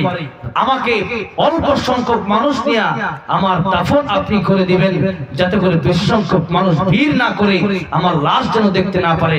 লাশ দেখতে না পারে মানে লাশ কতটুকু লম্বা কতটুকু মোটা এটাও যেন দেখতে না পারে। কোন সুবহানাল্লাহ। আল্লাহর নবী বিশ্ব নবী রাহমাতুল লিল আলামিন বললেন আমি জান্নাতে গিয়ে দেখে আসলাম, জান্নাতের ভিতরে যারা বেশি যাবে বেশিরভাগ গরিব মানুষেরাই জান্নাতের মালিক হবে। কোন সুবহানাল্লাহ। বেশিরভাগ গরিব মানুষেরাই জান্নাতের মালিক হবে। আর একদিক দিয়ে জাহান্নামে বেশিরভাগ নারীরাই জাহান্নামে যাবে, বেশিরভাগ নারীরাই জাহান্নামে যাবে 2টা কারণে। জোরে বলেন কয় কারণে? 1 নম্বর কারণ হলো তারা স্বামীর অবাধ্য হয় বেশি, তারা স্বামীর খেদমত করতে চায় না। আর ফাতেমা রাদিয়াল্লাহু আনহা ঘরে খাবার নাই, হযরতে আলী রাদিয়াল্লাহু আনহু তিনি ঘরে গেছেন, তিনারও ইনকাম নাই। হযরতে ফাতেমা রাদিয়াল্লাহু আনহা ডাক দিয়া বললেন প্রাণের স্বামী আমার একটা চাদর আছে, আমার একটা ওড়না আছে, ওই ওড়নাটা আমি আপনারে দিলাম, ওই চাদরখানা আমি আপনারে দিলাম, চাদরখানা বাজারে বিক্রি করে ঘরের জন্য খাবারের ব্যবস্থা করে। এরপরে আলী রাদিয়াল্লাহু আনহু এই চাদর বিক্রি করে এরপরে খাবার জোগাইছেন। এরপরে অনেক লম্বা ঘটনা, সেদিকে তো আর যাওয়া যাবে না। এরপরে আলী রাদিয়াল্লাহু আনহুকে আল্লাহ পাক সাহায্য করেছেন, ঘরে খাবার এসেছে। কিন্তু ফাতেমা কোনোদিন বলে নাই যে আপনার ঘরে আমি থাকতে চাই না, ভালো লাগে না। তা আমাদের এক স্ত্রী আছে বলে যে তোমার ঘরে আইসা মনে হয় সবচেয়ে বিপদে পড়ছিলাম, বলে কি বলে না অনেকেই, এই কথা অনেকে বলে না, এই কথা বলা যাবে না। এক মহিলা সে তার স্বামীর কাছে ভালো লাগে না। কেন ভালো লাগে না? এমনিই ভালো লাগে না, সে আরেকজনের কাছে চলে গেছে। আগে স্বামী কমপক্ষে 3 বার খাবার দিত, এখনকার স্বামী তার 2 বেলা খাবার দেয়। এখন এটা ভালো লাগে না, আরেকজনের কাছে গেছে, এখন সে 1 বেলা দেয়। আরেকজনের কাছে গেছে সে তো খাবারই দেয় না, এরপর আরেকজনের কাছে সে খাবারও দেয় না, উল্টা মায়ের দেয়। এখন যত সামনে গেছে তত বিপদ আর বিপদ, ঠিক কিনা বলেন? আল্লাহ যা তকদীর রেখেছেন সেটা আপনি পেয়ে বলেন আলহামদুলিল্লাহ। যত কষ্টই থাকেন আপনি বলেন আলহামদুলিল্লাহ, কষ্ট দূর হয়ে যাবে। কষ্ট কি হয়ে যাবে? দূর হয়ে যাবে। আমার ভাইরা, আমার মুরব্বি ওয়াজিরা, শুধু তাই না, আল্লাহর নবী, বিশ্ব নবী রাহমাতুল লিল আলামিন যিনি, ওনারও এমন হয়েছে মাঝে মধ্যে খাবারের অভাবে, মাঝে মধ্যে পেটের যন্ত্রণায় তিনি পাথর বেঁধেছেন। যুদ্ধের ময়দানে সাহাবায়ে কেরাম যুদ্ধ করে এক একটা পাথর পেটের ভিতরে বাঁধছে। আল্লাহর নবী বিশ্ব নবী রাহমাতুল লিল আলামিনকে বললেন, ইয়া রাসূলুল্লাহ, ইয়া হাবিবাল্লাহ, ওগো নবীজি, আমাদের পেটে আমরা পাথর বেঁধেছি। আল্লাহর নবী বিশ্ব নবী ডাক দিয়ে বললেন, সাহাবীরা রে, তোমরা তোমাদের পেটে একটা পাথর বেঁধেছো, আর আমি নবী হইয়া, আমি রাহমাতুল লিল আলামিন হইয়া আমার পেটের ভিতরে দুইটা পাথর বাঁধছি। আল্লাহু আকবার। আরো জোরে বলেন আল্লাহু আকবার। আরে ভাই, জবানটা তো আল্লাহ দিয়েছে, সে আল্লাহর জবান দি আল্লাহর নাম উচ্চারণ করতে কি লজ্জা হয় নাকি? জোরে বলেন আল্লাহু আকবার। আমার নবীজি পেটের ভিতরে পাথর বাঁধছে, কিন্তু আল্লাহর বিশ্ব নবী রাহমাতুল লিল আলামিন ধৈর্য ধারণ করছে। আমার নবীজি এর পরেও বলে নাই যে আল্লাহ কেন তুমি আমার দিলা না, আমি তো রাহমাতুল লিল আলামিন। একদিকে দুনিয়া আর একদিকে আল্লাহ রাখছে আমার নবীর জন্য জান্নাতুল ফেরদাউস। আমার নবীজি চাইলে আল্লাহ তাআলা দুনিয়া থেকে স্বর্ণ বানায় দিতেন, কিন্তু আমার আল্লাহ রাব্বুল আলামিনের কাছে আমার নবীজি স্বর্ণ চাই নাই, অলংকার চাই নাই, এই দুনিয়ার সাধারণ নাজ নিয়ামত চাই নাই, জান্নাত চেয়েছেন। আল্লাহর নবী বলেন, আর দুনিয়া মাজরাতুল আখিরাহ, এই দুনিয়া তোমাদের কর্মক্ষেত্রে, দুনিয়াতে যা করবা কাল কিয়ামতের ময়দানে তা পাবা। এই জন্য আমার ভাইরা, আমার মুরব্বি বাবাজিরা, এক হাদিস শরীফের ভিতরে নবীজি বলেছেন, তামুতুনা কামা তাহিয়াউনা ওয়া তাহিয়াউনা কামা তুহশারুন। আমার উম্মতেরা, যেইভাবে তোমার জিন্দেগি তুমি কাটাবা ওইভাবে তোমার মরণ হবে, আর যেইভাবে তোমার মরণ হবে ওইভাবে তোমার হাসর হবে। আশরাফ আলী থানভী রাহমাতুল্লাহর কাছে একজন লোক গেলেন, হুজুর, আমার বাবার জবান দিয়ে কালিমা বের হয় না। আশরাফ আলী থানভী বললেন, কি বের হয়? হুজুর, আমার বাবার জবান থেকে বের হয়, টিকিট কিতনি বেচি হুই হ্যায় और कितनी रह गई। টিকিট কয়টা বিক্রি করেছো আর কয়টা রেখে দিয়েছো, আর কয়টা বাকি আছে? আশরাফ আলী থানভী বললেন, তোমার বাবা করে কি? ছেলেরা বলল, হুজুর, আমার বাবা সিনেমা হলের মালিক, আমার বাবা 3টা সিনেমা হল। প্রতিদিন বিকালে পরে আমার বাবা বলতো, কয়টা টিকিট বিক্রি করেছো আর কয়টা টিকিট বাকি আছে? আশরাফ আলী থানভী রাহমাতুল্লাহ আলাইহি চোখের পানি ছেড়ে দিয়ে কাঁদেন। নবীজি বলেছেন, জীবন যেভাবে কাটাবে মরণ তোমার ওইভাবে হবে। জীবন কাটিয়েছো, তোমার বাবা জীবন কাটিয়েছে, কথা বলে বলে টিকিট কয়টা বিক্রি করেছো? মরণের সময় কালিমা নসিব হবে কেমনে? এখন সিনেমা হল বন্ধ করে মাদ্রাসা বানায় দাও।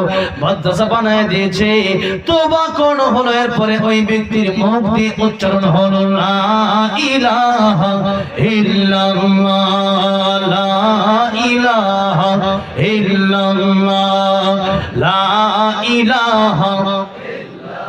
জবান ছেড়ে লা ইলাহা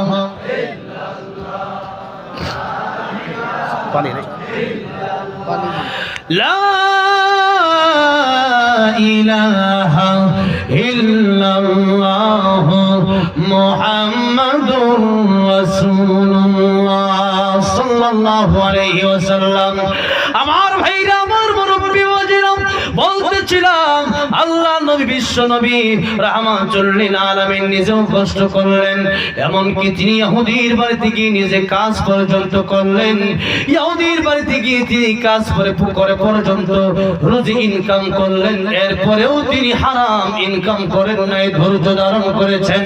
আমার ভাইরা, আমার মুরব্বি ওয়াজিরা, তাহলে যেই কথা বলতেছিলাম, হযরত আলী রাদিয়াল্লাহু আনহু, তিনি ছিলেন গরিব মানুষ। একদিন, 2 দিন, 3 দিন পর্যন্ত চুলায় আগুন ধরতো না, এরপরও আলীর মন খারাপ হয় না। আপনার দিকে হযরত ফাতেমা বোঝায়, স্বামী গো, আপনি মন খারাপ করবেন না, আল্লাহ রাব্বুল আমিন ধৈর্যশীলদের সাথে আছে। একদিন আল্লাহর বিশ্ব নবী রাহমাতুল লিল আলামিন ফাতেমার দরওয়াজায় গিয়ে ডাক দিলেন, ফাতেমার দরওয়াজা খোলো। আমি তোমার বাবা তোমার দরওয়াজার সামনে এসে দাঁড়ালাম, আমার সাথে তুমি দেখা করো। ফাতেমা ডাক দিয়া বলতেছেন, বাবা গো তোমার সাথে আমি দেখা করি ঠিক আছে, তুমি তো রাহমাতুল লিল আলামিন ঠিক আছে, কিন্তু আজকে এই মুহূর্তে আমি তোমার সাথে দেখা করতে পারবো না। কেন দেখা করতে পারবি না রে মা? ও বাবা আমি এমন একটা কাপড় পরিধান করে আছি, ওই কাপড়টা যদি আমি তোমার সামনে নিয়ে বের হই, ওই কাপড়টা দেখলে পরে তোমার মন খারাপ হতে পারে।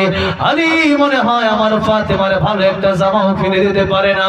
আমি ফাতেমা এমন কাপড় পরেছি, তোমার সামনে এই কাপড় নিয়ে আমি আসতে পারবো না। ফাতেমার কাপড় নাই, রাহমাতুল লিল আলামিন ফাতেমার কাপড়ে এমন অবস্থা, রাহমাতুল লিল আলামিনের সাথেও তিনি দেখা করে না। অথচ কোন সাধারণ মানুষ যদি পিতা মাতার দিকে একবার তাকায়, আমার নবীজি বলেন আল্লাহ রাব্বুল আলামিন একটা কবুল হজের সব সাথে সাথে তার আমলনামায় দিয়ে দেয়। সাহাবী জিজ্ঞেস করলেন, ইয়া রাসূলুল্লাহ, ইয়া হাবিবাল্লাহ, ওগো নবীজি, তাহলে যদি আব্বা আম্মার দিকে 100 বার তাকাই, আল্লাহকে 100 বারের কবুল হজের সব আমার দেবে নাকি? আমার নবীজি ডাক দিয়ে বললেন, সাহাবী রে 100 বার কেন 1 কোটি বার তুমি তাকাতে পারো, তাকাতে তাকাতে তুমি অস্থির হয়ে যাইতে পারো। আমার আল্লাহ কবুল হজের সওয়াব দিতে তোমারে কোনো অস্থির হবে না। মা আর বাবার দিকে তাকাইলেই কবুল হজের সওয়াব। আর আপনি হজ করতে পারেন কি পারেন না সেটা তো পরের কথা, করলেও কবুল হয়েছে কি হয়েছে না সেটা আমাদের জানা নাই। তাহলে পিতা মাতার দিকে তাকানো দরকার আছে না নাই? আমরা তো পিতা মাতার দিকে তাকাই না, মোবাইলের দিকে 20 ঘন্টা তাকায় থাকি 24 ঘন্টার ভিতরে। যেরকম ঠিক না বেঠিক? মোবাইল আসার কারণে এখন অধিকাংশ মানুষ জাহান্নামের দিকে যাচ্ছে, মোবাইলের মাধ্যমে, গান শোনার মাধ্যমে, টিভি সিডি দেখার মাধ্যমে। যেরকম ঠিক না বেঠিক? টিভি সিডি দেখা ঈমান নষ্ট করলে 12 মাস, টিভি সিডি দেখা ঈমান নষ্ট করলে 12 মাস, মোবাইল আসিয়া করলো আর বড় সর্বনাশ, মোবাইল আসিয়া করলো আর বড় সর্বনাশ। কথা বলেন ঠিক না বেঠিক? আমার ভাইরা, আমার মুরব্বি বাবাজিরা, তাহলে হযরত আলী রাদিয়াল্লাহু আনহু উনি গরিব ছিলেন, টাকা পয়সা বেশি ছিল না, কিন্তু এরপরেও আমার আল্লাহ রাব্বুল আলামিন তার এই জান্নাতের সার্টিফিকেট দিয়েছেন। কথা ঠিক না বেঠিক? আর উপরে দিকে ওসমানে গনি রাদিয়াল্লাহু আনহু, উনি কত ধনী, উনি কত ধনী। একজন কালিমা পড়ে মুসলমান হয়ে গেছে, আল্লাহর নবীকে বললেন, ইয়া রাসূলুল্লাহ, ইয়া হাবিবাল্লাহ, ওগো নবীজি, আপনি আমাকে সাহায্য করুন, আমাকে কিছু সাহায্য করেন। আল্লাহর নবী বললেন, তুমি চলে যাও ওসমানের দরবারে।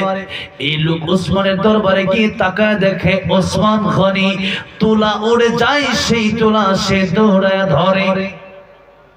তিনি চিন্তা করলো, নবী যার কাছে আমার পাঠাইছে এই লোক আমারে কি দিবে? এই লোক তো নিজেই তুলা ধরে, কত গরিব হলে পরে তুলা উড়ে যাবে, এটা ধরে আবার আনে না, এই লোকের কাছে চাওয়া যাবে না। চলে গেলেন। এরপরে নবীজি বললেন, তুমি তার কাছে গিয়ে চাও। আবার যাও। সে আবার আসলো। এবার তাকায় দেখতেছে ওসমান গনি রাদিয়াল্লাহু আনহু, তিনি তার তৈল পড়ে গেছে, এক খাদেম তৈল ফেলে দিছে। এই তৈল ফেলে দেওয়ার কারণে তাকে ধমক দিচ্ছে, 1 ফোঁটা তৈল পড়ে গেছে এই জন্য খাদেমের ধমক দিচ্ছে। তিনি বলল, 1 ফোঁটা তৈলের জন্য যে খাদেমের ধমক দেয়, এত গরিব মানুষের কাছে নবী পাঠাইছে, তার কাছে কিছু চাওয়া যাবে না। এবার আবার চলে আসলো, নবীজি আবার পাঠালেন, তুমি আবার যাও। সে আবার আসলো, এসে দেখে পিঁপড়া খাবার নিয়ে যাচ্ছে। ওসমান গনি সেই পিঁপড়ার মুখ থেকে খাবার রেখে দিচ্ছে। আবার চলে আসলো, নবীজি তারা বলল, তুমি কি গিয়ে কখনো ওসমান গনির কাছে চাইছো? বলে, ইয়া রাসূলুল্লাহ, চাই নাই। নবীজি বললেন, তুমি চাও না কেন? চাইলে তো সে দিবে, না চাইলে দিবে কেমনে? এবার তিনি গেলেন। এবার গিয়ে বললেন, শুনেন ওসমান গনি, আপনার দরবারে নবী আমাকে পাঠাইছেন কিছু সাহায্য করার জন্য। ওসমান রাদিয়াল্লাহু আনহু তিনি ডাক দিয়ে বলতেছেন, ওই যে একটা উটের পাল আছে, যতগুলো উট তোমার মনে চাই তুমি ততগুলো উট এখান থেকে নিয়ে যাও। কোন সুবহানাল্লাহ। লোকটা ডাক দিয়ে বলল, আল্লাহর নবীর সাহাবী ওসমান গনি, উট আমি একটাও নেব না আপনার কথার জবাব না পাওয়া পর্যন্ত। আমি আসলাম, প্রথমে এসে দেখলাম আপনি তুলা উড়ে যায়, আপনি দৌড়ায় ধরেন। আমি ভাবলাম আপনি গরিব, কেন ধরলেন? ওসমান রাদিয়াল্লাহু আনহু বলছেন, শোনো, এই তুলার কারণে অনেক মানুষের ভালো একটা বালিশ নাই, শীতের মধ্যে ভালো একটা কম্বল নাই, ভালো একটা তোষক নাই, ভালো একটা ল্যাপ নাই। আমি ওসমান গনি তুলাগুলো ধরে ধরে নে এক একটা বালিশ যদি বানাতে পারি, একটা গরিব মানুষের উপকার হবে, এই জন্য আমি তুলাগুলো ধরে ধরে ধরতেছিলাম। সুবহানাল্লাহ বলেন। ওসমান গনি, আপনি 2 নম্বরে বলেন, আপনি যে তৈল পরে গেল, এক ফোঁটা তৈলের জন্য মানুষ ধমক দেয়। ওসমান রাদিয়াল্লাহু আনহু বলেন, শোনো, এই তেলটা এটা আমার ব্যক্তিগত তেল না, এটা জনগণের তেল। এক ফোঁটা তেল পড়ে গেছে, এর হিসাব আমি কিভাবে আল্লাহর কাছে কিয়ামতের ময়দানে দেব? আর আমাদের মানুষ হাজার হাজার টাকা মেরে খায়, কোনো হিসাব থাকে না, চিন্তাও করে না। যেরকম ঠিক না বেঠিক?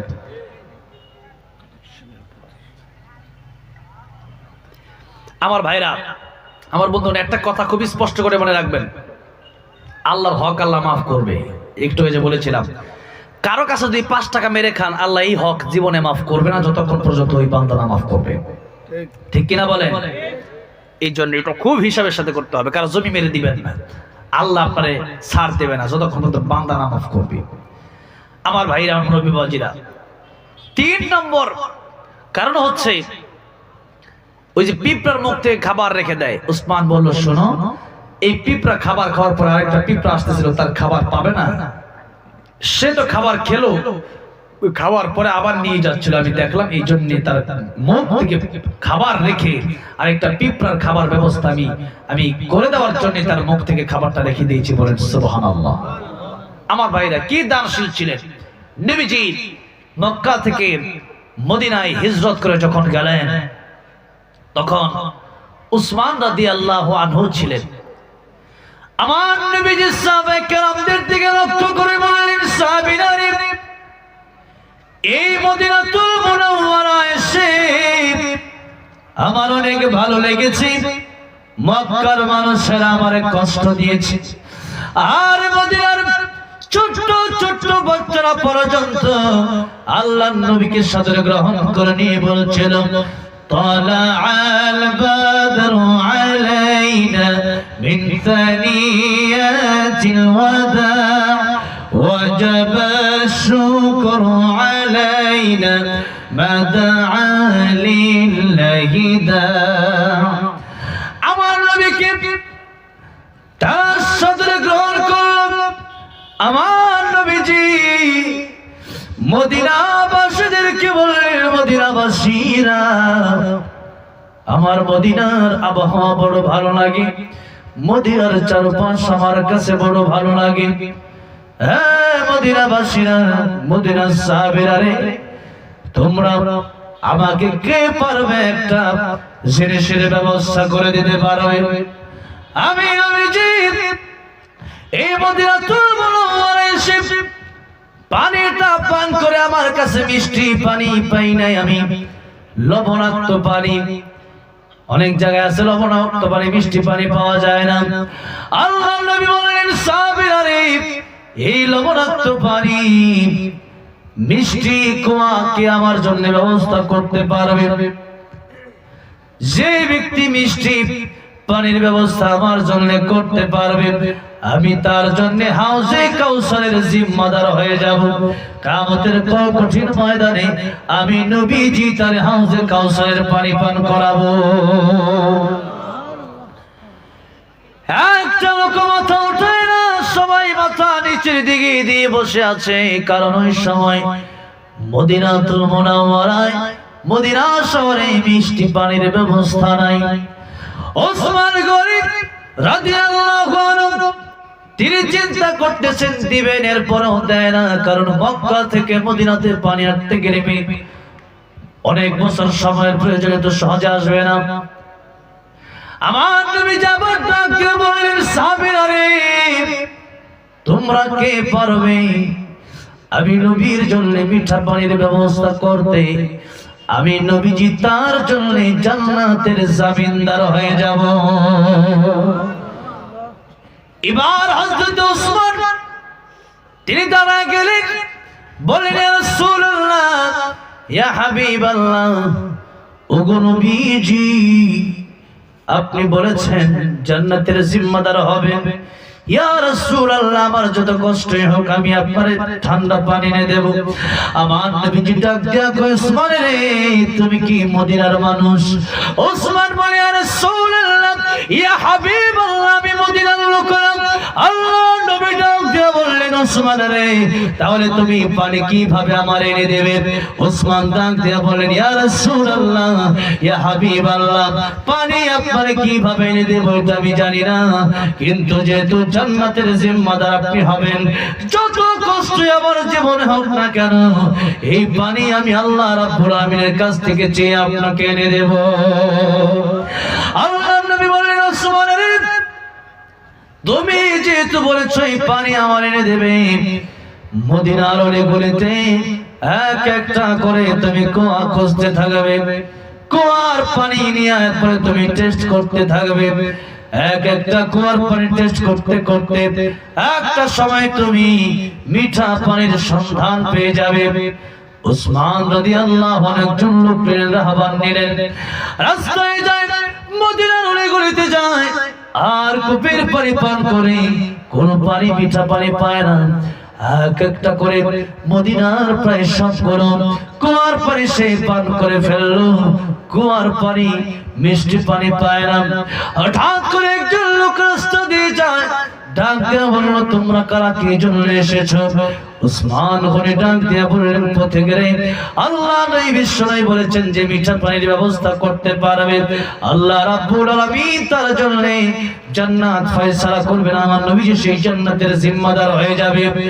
আমি নবীজির জন্য মিঠা পানির জিম্মাদার হয়েছিলাম, কিন্তু মিঠা পানি আমি ব্যবস্থা করতে পারলাম না, আফসোস আমার জন্য আফসোস।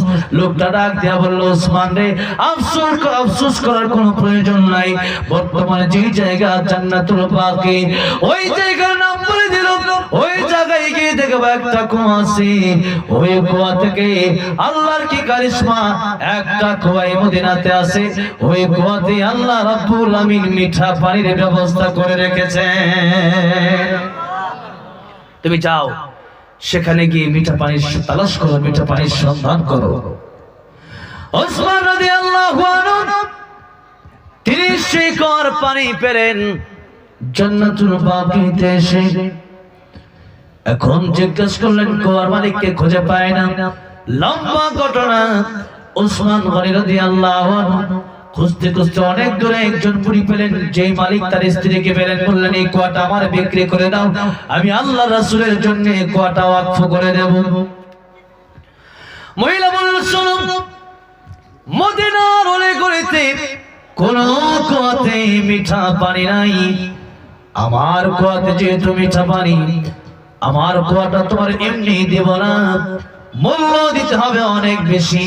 ওসমান বলেন আমার জীবন দিয়া হলেও আমি কুয়াটা কিনতে চাই।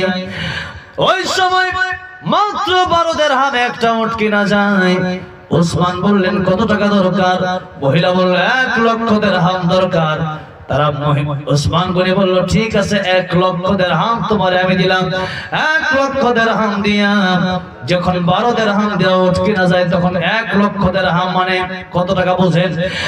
1 লক্ষ দিরহাম দিয়া এই কুয়া কিনে আল্লাহর নবীর জন্য ওয়াকফ করে দিয়েছে। ওসমান গনি রাদিয়াল্লাহু আনহু এমনি পান নাই, সাহাবীর আসলো, নবীজি বললেন তোমরা দান করো। কে কতটুকু দান করবা? আবু বকর তার ঘরের সব এনে নবীর কাছে দিয়ে গেলেন, তাবুকের যুদ্ধ হবে। এক সাহাবী বলল ইয়া রাসূলুল্লাহ, ইয়া হাবিবাল্লাহ, আমি আমার অর্ধেক দিলাম, আমি আমার 12 আনার 8 আনা দিয়ে দিলাম, কিন্তু আমার রাসূল বললেন আজকে আবু বকরের দানের মর্যাদাটাই বেশি। কোন সুবহানাল্লাহ। দান দেখেন উসমান গনির দানটা কেমন ছিল। তিনি আর এমনি তোর জান্নাতের সার্টিফিকেট পায় না, শুকর কিভাবে তিনি আদায় করেছেন। আবু বকর একদিকে দান করলেন, তিনি সব দিয়ে দিলেন। অপরদিকে ওমর বলতেছেন, হুজুর আমিও দিলাম আমার সম্পদের অর্ধেক বা কিছুটা।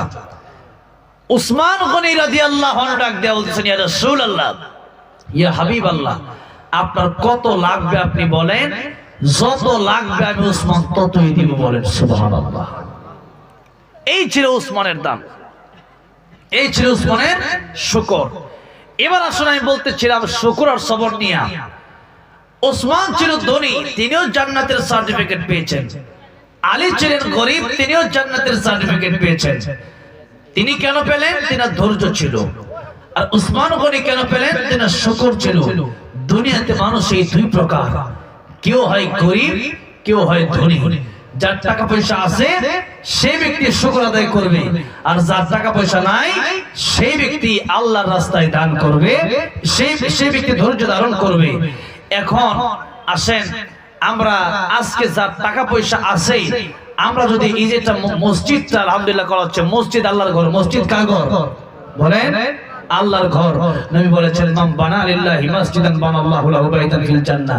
এই মসজিদ তোমরা যদি দান করো তাহলে আল্লাহ রাব্বুল আলামিন তোমাদেরকে জান্নাতে ঘর বানায় দিবে বলেন। সুবহানাল্লাহ।